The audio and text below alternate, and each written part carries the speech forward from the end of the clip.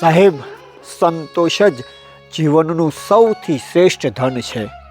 એક નાનકડી વાત સાથે હું છું તમારો અજાણ્યો છતાં જાણીતો મિત્ર વનરાજસિંહ ચાવડા. એક ગામ અને ગામના છેવાડે એક નાનકડી ઝૂંપડી, જેમાં બે ભાઈઓ, અનાથ બે બાળકો, માત્ર એની ઉંમર કદાચ 14-15 વર્ષની હશે.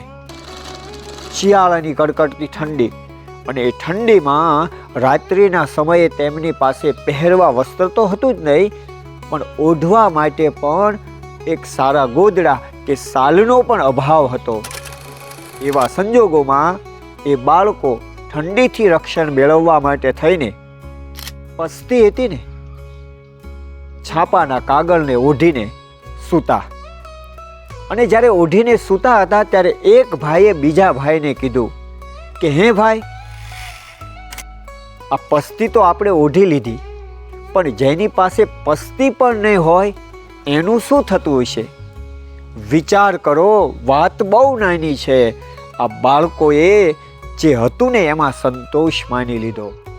અને આપણી પરિસ્થિતિ એવી છે કે આપણી પાસે હોવા છતાં ક્યારેય આપણે ધરાતા નથી, આપણને ક્યારેય સંતોષ નથી થતો. અને નથી સંતોષ થતો ને એનું જ કારણ છે કે જીવન હંમેશા દુઃખ ભર્યું જ લાગે છે આપણને. એટલે હંમેશા જીવનમાં સંતોષને સૌથી વધુ મહત્ત્વ આપો, એ આ વાત પુરવાર કરે છે.